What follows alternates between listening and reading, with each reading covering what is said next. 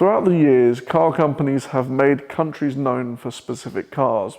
For example, Italy, they've got their Ferraris, their Lambos, their flamboyants.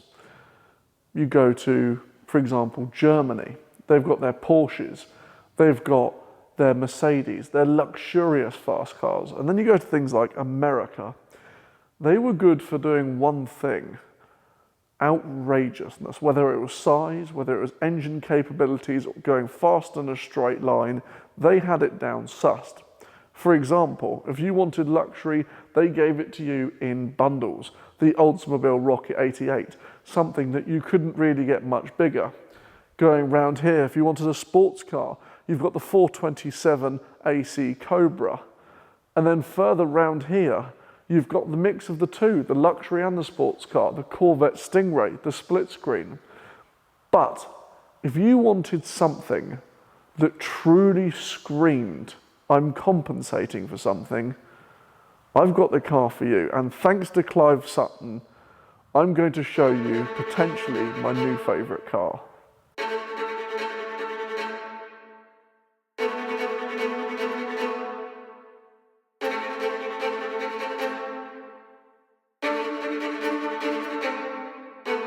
So then, this is the all-new Cadillac Escalade. This one, in fact, is a sport premium, and as you can tell from the fact that the bonnet is the same height as at least one of my chins, this thing is wild. With this car in particular, it features the two middle seats, which means you've got 3 at the back, 2 in the middle, 2 in the front. Now, you can opt for an extra seat in case you want to take your kids, your dog, your house, the kitchen sink, and your neighbour's house for a drive, but generally I don't think this needs to be any bigger. But the truth is, I have had this car now for a few days, and some of the features in it are staggering. So let me show you around it. Let's talk about dimensions then. 5.5 meters long. That's right, meters, not foot, meters. This is 2.1 meters wide. Well, what screams opulence more than something that is about the same size as a house in England? These rims, 22-inch 14 spoke, because obviously the people at Cadillac thought, well, 10 spokes isn't enough, and we really want people to hate it when they're cleaning these. So boot space then. This thing has 41 cubic foot of space in the boot, enough for all your groceries. And as Chris Eubanks once said, this thing is... It's big! This is the painful part. 14 miles to the gallon. And the reason they did that was because they really love Greta Thunberg. And if you want to talk about more space, we're going to step in here. And well, this is where the opulence really starts. So we are in one of the 3 rows of seats, the middle one, and an optional extra on this specific car are the part airline seats. That gives you this rather nice armrest, and it makes it genuinely feel like some of the most luxurious cars I've ever been in. I'm talking Maybach, Rolls-Royce, the best of them. And I know you're going to be saying, oh, but Zach, it's got plastic everywhere. I'm not bothered. The thing is, it's how it makes you feel. And this makes me feel like I am in a bottle of champagne. The front here, we have this rather lovely infotainment system run by a HDMI and a power source located just by your feet. That means you can play PlayStation, means you can play Xbox. I mean, God, there's so much room in this car. You could probably even do that Tap Tap Dance Revolution game back in the day. If we fold this up, we can go even further back. And look, I'll just scoot down the Cadillac's corridor, and then all of a sudden, I'm greeted with another 3 seats, admittedly not as comfortable as these, but they have plenty of space. So sitting in the driver's seat, although considering the size of it, I'd call it more of an aircraft. So let me rephrase. Sitting in the pilot's seat, you are shown with actually a surprising amount of nice materials. You've got this really nice leather steering wheel. Sorry, vegans. You've got this wood that I think is wood. It could be plastic, but it's so good. I don't know if it is wood. And that's a rhyme for you. You've also got a nice amount of leather, and the interior lighting in this is so nice. You've got lots of blue lines everywhere. And then the dashboard. This thing is nuts. You have 3 separate screens. One controls your head-up display, your dashboard, and other amenities. You've got your dashboard, which can display endless things, such as night vision, an augmented reality camera. You've got maps, which admittedly doesn't work in this country simply because it doesn't have the SD card in this one, or the simple dash. And then to your right, you've also got your audio, your navigation, your telephone, your Apple CarPlay.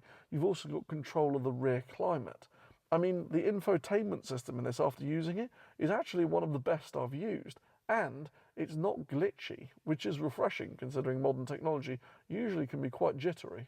Underneath my armrest there is a fridge, of course, and it's a massive one, and I had to get something American, so Cokes, and no, it doesn't just hold one, it holds 2, 3, 4, 5, 6, wrong one, 7, 8, 9, yeah, you get the picture, it's a big fridge. The only one thing that I could criticise on this car is the air conditioning controls. There are currently 1, 2, 3, 4, 5, 6, 7, 8, 9, 10, 11, 12, 13 buttons to work out how to use it. I mean, when you're driving, you don't really want to have 13 buttons just to work the air conditioning. The rest of it is very simple. Admittedly, I don't actually know how to demist the car at the moment, but that's not a problem. Now, you may notice back there, you can't really hear me. So Cadillac thought of that. They put an intercom system in. So with one press of a button, all of a sudden you can hear me, even more like a plane. It's almost like if I play this. Ladies and gentlemen, this is your captain speaking. Today we'll be departing London Heathrow, flying to LAX in this extravagant automobile. You get the picture.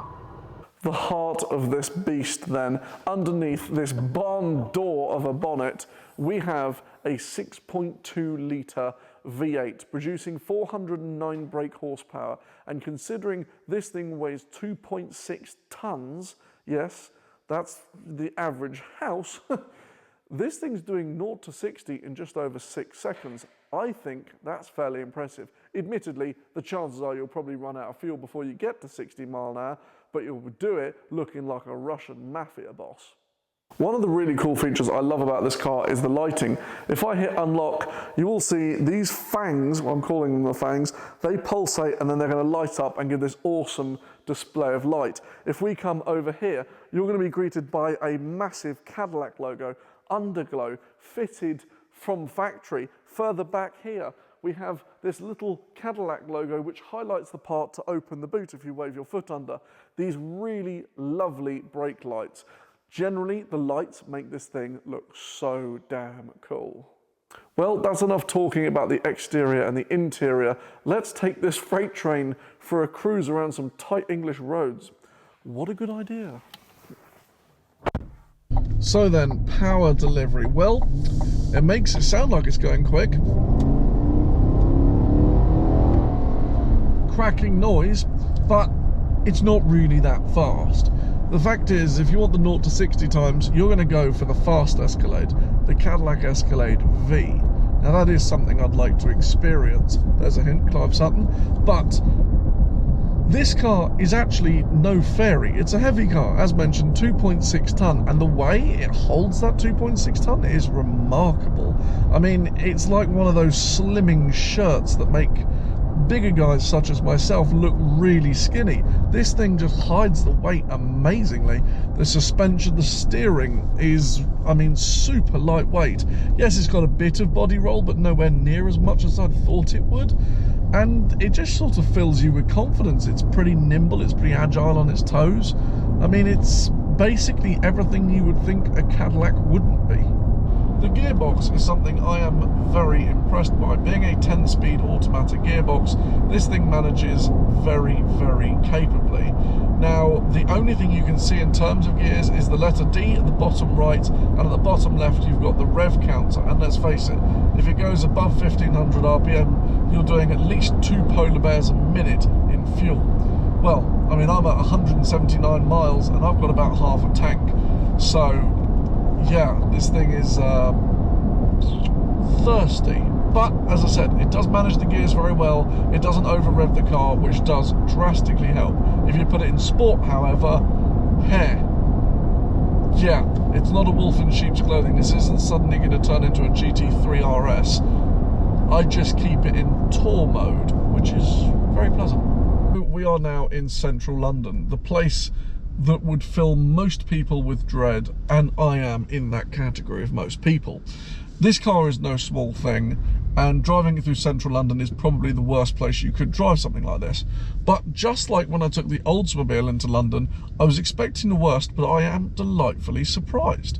This car has just absorbed the roads. I mean, it's like, yes, okay, there's a lot of cars around me, but at no point am I going, oh God, oh God. It just sort of takes it, which is really good. I mean, whether it's the electronic rear view mirror, these absolute dustbins of side mirrors, I mean, they are huge, but generally it's very good. It's manageable. The left-hand drive I thought would be bad, but no, it's just all very, very, very good. So congratulations to Cadillac. I mean, yeah, very impressive. Anyway, back to the garage. I'm very impressed by the car, but yeah, let's head back to the garage and you can see, well, a few days ago me.